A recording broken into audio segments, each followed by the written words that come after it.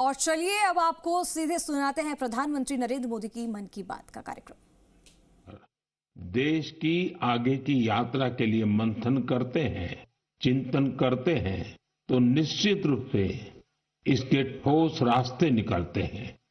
आप जानते हैं 12 जनवरी को स्वामी विवेकानंद जी की जयंती पर देश युवा दिवस मनाता है। अगले साल स्वामी विवेकानंद जी की 162वीं जयंती है। इस बार इसे बहुत खास तरीके से मनाया जाएगा।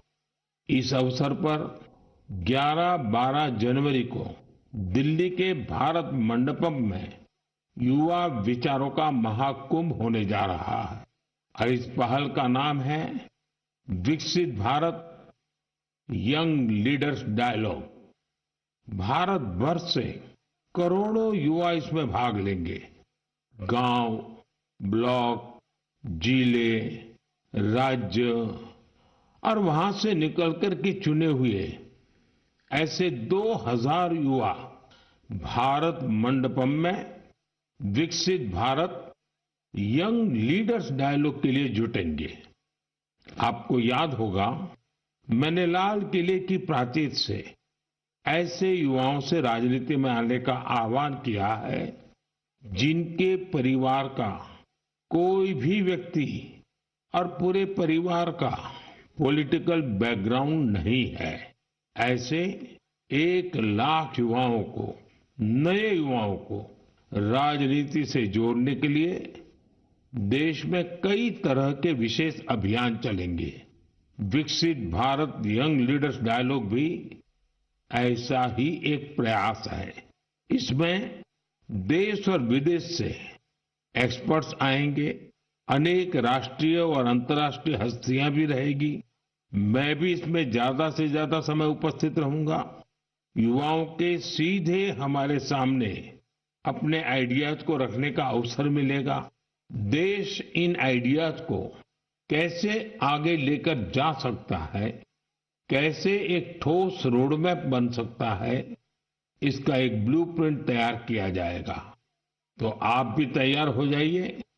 जो भारत के भविष्य का निर्माण करने वाले हैं, जो देश की भावी पीढ़ी है, उनके लिए ये बहुत बड़ा मौका आ रहा है। आइए मिलकर देश बनाएं, देश को विकसित बनाएं। मेरे प्यारे देशवासियों, मन की बात में हम अक्सर ऐसे युवाओं की चर्चा करते हैं जो निस्वार्थ भाव से समाज के लिए काम कर रहे हैं। ऐसे कितने ही युवा हैं जो लोगों की छोटी छोटी समस्याओं का समाधान निकालने में जुटे हैं।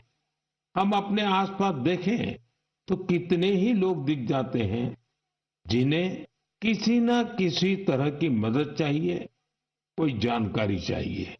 मुझे ये जानकर अच्छा लगा, कुछ युवाओं ने समूह बनाकर इस तरह की बात को भी एड्रेस किया है। जैसे लखनऊ के रहने वाले वीरेंद्र हैं, वो बुजुर्गों को डिजिटल लाइफ सर्टिफिकेट के काम में मदद करते हैं। आप जानते हैं कि नियमों के मुताबिक सभी पेंशनर्स को साल में एक बार लाइफ सर्टिफिकेट जमा कराना होता है। 2014 तक इसकी प्रक्रिया यह थी, इसे बैंकों में जाकर बुजुर्ग को खुद जमा करना पड़ता था। आप कल्पना कर सकते हैं कि इससे हमारे बुजुर्गों को कितनी असुविधा होती थी। अब यह व्यवस्था बदल चुकी है। अब डिजिटल लाइफ सर्टिफिकेट देने से चीजें बहुत ही सरल हो गई हैं। बुजुर्गों को बैंक नहीं जाना पड़ता। बुजुर्गों को टेक्नोलॉजी की वजह से कोई दिक्कत ना आए, इसमें वीरेंद्र जैसे युवाओं की बड़ी भूमिका है। वो अपने क्षेत्र के बुजुर्गों को इसके बारे में जागरूक करते रहते हैं। इतना ही नहीं, वो बुजुर्गों को टैक्स सेवी भी बना रहे हैं। ऐसे ही प्रयासों से आज डिजिटल लाइफ सर्टिफिकेट पाने वालों की संख्या 80 लाख के आंकड़े को पार कर गई है।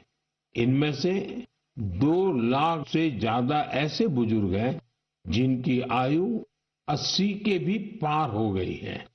साथियों, कई शहरों में युवा बुजुर्गों को डिजिटल क्रांति में भागीदार बनाने के लिए भी आगे आ रहे हैं। भोपाल के महेश ने अपने मोहल्ले के कई बुजुर्गों को मोबाइल के माध्यम से पेमेंट करना सिखाया है। इन बुजुर्गों के पास स्मार्टफोन तो था, लेकिन उसका सही उपयोग बताने वाला कोई नहीं था। बुजुर्गों को डिजिटल अरेस्ट के खतरे से बचाने के लिए भी युवा आगे आए हैं। अहमदाबाद के राजीव लोगों को डिजिटल अरेस्ट के खतरे से आगाह करते हैं।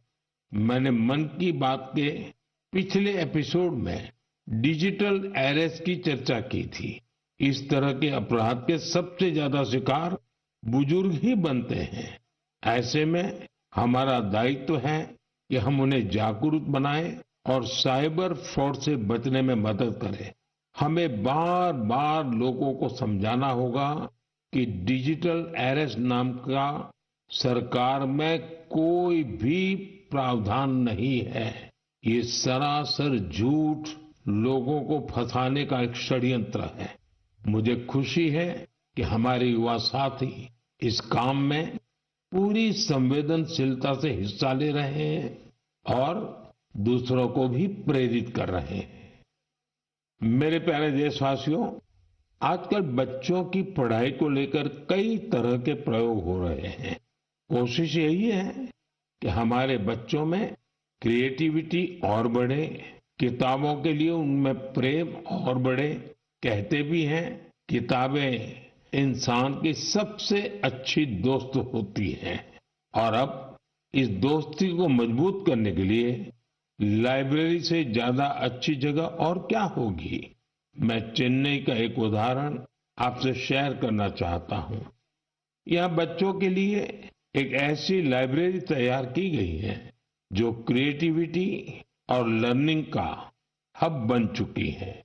इसे प्रकृत अरिवगम के नाम से जाना जाता है। इस लाइब्रेरी का आइडिया टेक्नोलॉजी की दुनिया से जुड़े श्रीराम गोपालन जी की देन है।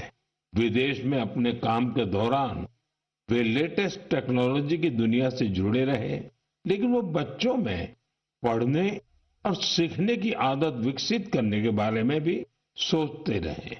भारत लौटकर उन्होंने प्रकृत अरिवगम को तैयार किया।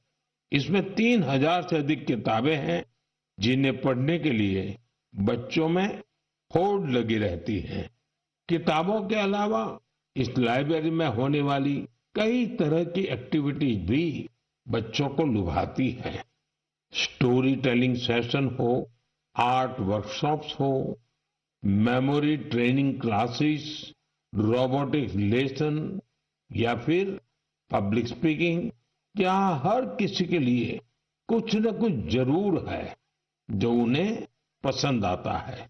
साथियों, हैदराबाद में फूड फॉर थॉट फाउंडेशन ने भी कई शानदार लाइब्रेरीज बनाई है।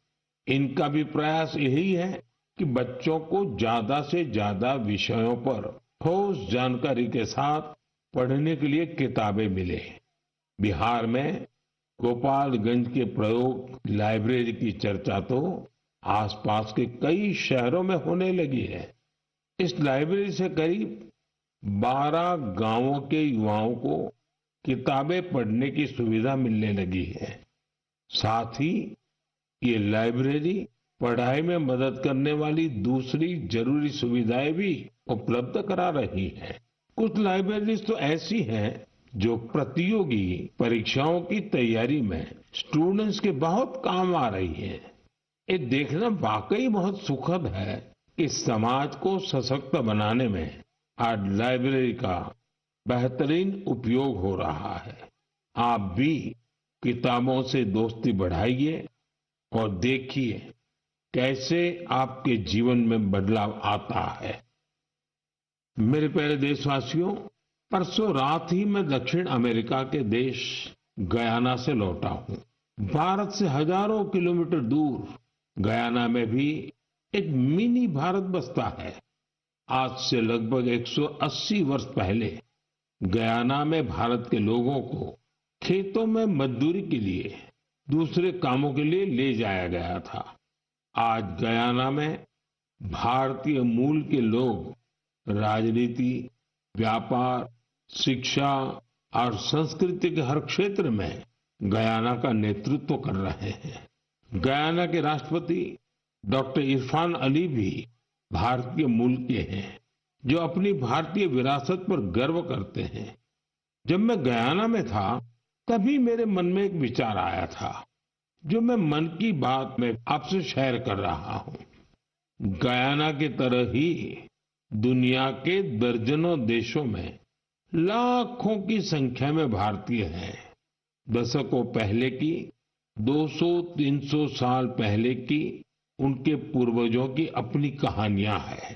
क्या आप ऐसी कहानियों को खोज सकते हैं कि किस तरह भारतीय प्रवासियों ने अलग अलग देशों में अपनी पहचान बनाई, कैसे उन्होंने वहां की आजादी की लड़ाई के अंदर हिस्सा लिया, कैसे उन्होंने अपनी भारतीय विरासत को जीवित रखा। मैं चाहता हूं कि आप ऐसी सच्ची कहानियों को खोजें और मेरे साथ शेयर करें। आप इन कहानियों को नमो ऐप पर या माय गॉव पर #इंडियन डायस्पोरा स्टोरीज के साथ भी शेयर कर सकते हैं। साथियों, आपको ओमान में चल रहा एक एक्स्ट्रा ऑर्डिनरी प्रोजेक्ट भी बहुत दिलचस्प लगेगा। अनेकों भारतीय परिवार कई शताब्दियों से ओमान में रह रहे हैं।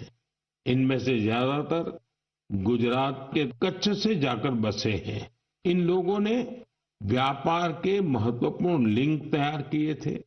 आज भी उनके पास ओमानी नागरिकता है, लेकिन भारतीयता उनकी रग रग में बसी है। ओमान में भारतीय दूतावास और नेशनल आर्काइव्स ऑफ इंडिया के सहयोग से एक टीम ने इन परिवारों की हिस्ट्री को प्रिजर्व करने का काम शुरू किया है। इस अभियान के तहत अब तक हजारों डॉक्यूमेंट्स जुटाए जा चुके हैं। इनमें diary, account book, ledgers, letters और टेलीग्राम शामिल है। इनमें से कुछ दस्तावेज तो सन 1838 के भी हैं। ये दस्तावेज भावनाओं से भरे हुए हैं। बरसों पहले जब वो ओमान पहुंचे तो उन्होंने किस प्रकार का जीवन जिया, किस तरह के सुख दुख का सामना किया और ओमान के लोगों के साथ उनके संबंध कैसे आगे बढ़े, ये सब कुछ इन दस्तावेजों का हिस्सा है। ओरल हिस्ट्री प्रोजेक्ट ये भी इस मिशन का एक महत्वपूर्ण आधार है। इस मिशन में वहां के वरिष्ठ लोगों ने अपने अनुभव साझा किए हैं। लोगों ने वहां अपने रहन सहन से जुड़ी बातों को विस्तार से बताया है। साथियों, ऐसा ही एक ओरल हिस्ट्री प्रोजेक्ट भारत में भी हो रहा है। इस प्रोजेक्ट के तहत इतिहास प्रेमी देश के विभाजन के कालखंड में पीड़ितों के अनुभवों का संग्रह कर रहे हैं। अब देश में ऐसे लोगों की संख्या कम ही बची है जिन्होंने विभाजन की विभीषिका को देखा है। ऐसे में यह प्रयास और ज्यादा महत्वपूर्ण हो गया है। साथियों, जो देश, जो स्थान अपने इतिहास को संजो कर रखता है, उसका भविष्य भी सुरक्षित रहता है। इसी सोच के साथ एक प्रयास हुआ है जिसमें गांवों के इतिहास को संजोने वाली एक डायरेक्टरी बनी है। समुद्री यात्रा के भारत के पुरातन सामर्थ्य से जुड़े साक्ष्यों को सहेजने का भी अभियान देश में चल रहा है। इस कड़ी में लोथल में एक बहुत बड़ा म्यूजियम भी बनाया जा रहा है। इसके अलावा आपके संज्ञान में कोई मैन्युस्क्रिप्ट हो, कोई ऐतिहासिक दस्तावेज हो, कोई हस्तलिखित प्रत हो, तो उसे भी आप नेशनल आर्काइव्स ऑफ इंडिया की मदद से सहेज सकते हैं। साथियों, मुझे स्लोवाकिया में हो रहे ऐसे ही एक और प्रयास के बारे में पता चला है जो हमारी संस्कृति को संरक्षित करने और उसे आगे बढ़ाने से जुड़ा है। यहाँ पहली बार स्लोवाक लैंग्वेज में हमारे उपनिषदों का अनुवाद किया गया है। इन प्रयासों से भारतीय संस्कृति के वैश्विक प्रभाव का भी पता चलता है। हम सभी के लिए ये गर्व की बात है कि दुनिया भर में ऐसे करोड़ों लोग हैं जिनके हृदय में भारत बसता है। मेरे प्यारे देशवासियों, अब मैं आपसे देश की एक ऐसी उपलब्धि साझा करना चाहता हूं जिसे सुनकर आपको खुशी भी होगी और गौरव भी होगा, और अगर आपने नहीं किया है तो शायद पछतावा भी होगा। कुछ महीने पहले हमने एक पेड़ मां के नाम अभियान शुरू किया था। इस अभियान में देश भर के लोगों ने बहुत उत्साह से हिस्सा लिया। मुझे ये बताते हुए बहुत खुशी हो रही है कि इस अभियान ने 100 करोड़ पेड़ लगाने का अहम पड़ाव पार कर लिया है। 100 करोड़ पेड़, वो भी सिर्फ 5 महीनों में। ये हमारे देशवासियों के अथक प्रयास